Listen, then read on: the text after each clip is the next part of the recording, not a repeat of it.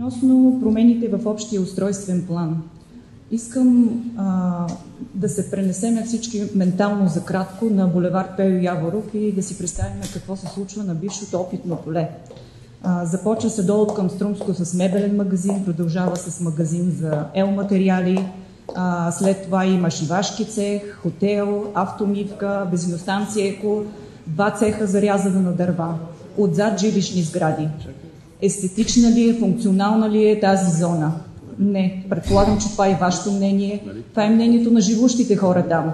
На хората от другата страна на Пейо Яворов, ЖК Ален Мак, които постоянно се оплакват от праха и от шума от 2 цеха или дъскорезници за дърва. През март месец тази година вие, дами и господа общински съветници, обявихте, че се създава временна комисия, която да разгледа бъдещи промени в общия устройствен план. И цитирам това, което публикувахте като намерение. Тази комисия трябваше да спре порочната практика ОЛП на Благоевград да се променя хаотично. Това беше през март месец. От тогава минаха 5 или 6 сесии. Както казах, исках да проверя от тогава колко промени в общия устройствен план са минали, но не са достъпни на сайта. Ако приемем, че днес са 10 и са на всичките тези сесии от март месец до сега са приемани по 10, значи само от тогава има 60 промени в общия устройствен план на Благоевград, на Барче. Всички виждаме какво се случва на околовръстното, по Покровнишко шосе. Не е нормално, не е приятно. Ясно е, че Благоевград няма да спре да се развива. Общия устройствен план е приет в сегашния вид 2011 година. Но това ли е начинът, по който ние искаме града ни да се развива?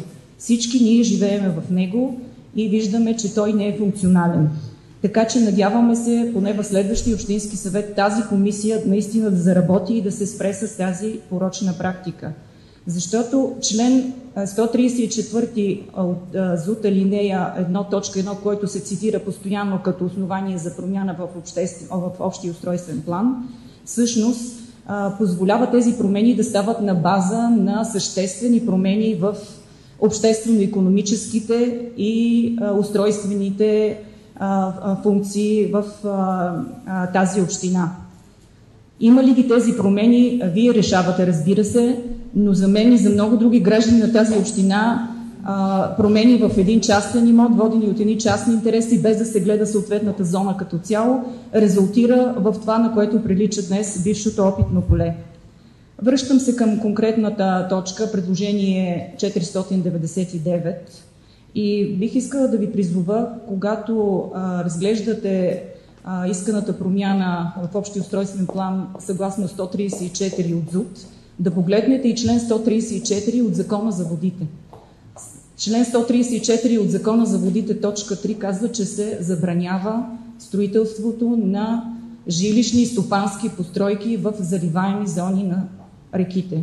Ако погледнете 50-та страница от днешната преписка и видите в становището на Басейнова дирекция, което за съжаление не е приложено и не е достъпно на сайта на самата дирекция, изрично пише, че разглежданите имоти попадат в район със значителен потенциален риск от наводнение по член 5 от директивата за наводненията и плана за управление за риска от наводнение на Западно-Беломорски район.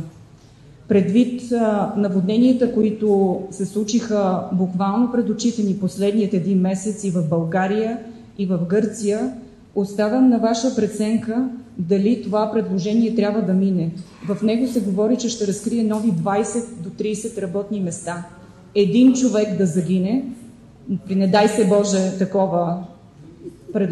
такова събитие да се случи наводнение, на чия съвест ще лежи този човешки живот? Кой ще носи отговорност или пак ще се скриеме зад някаква колективна безотговорност, както се случи в община Царево? Паднал мост и няма виновни. Така че просто тези неща исках да изтъкна пред вас. Разбира се, вие решавате. На миналата сесия също се взе подобно решение. На Покровнишко се отново в заливаема зона, на територията на тъй наречения хидропарк Струма Юг.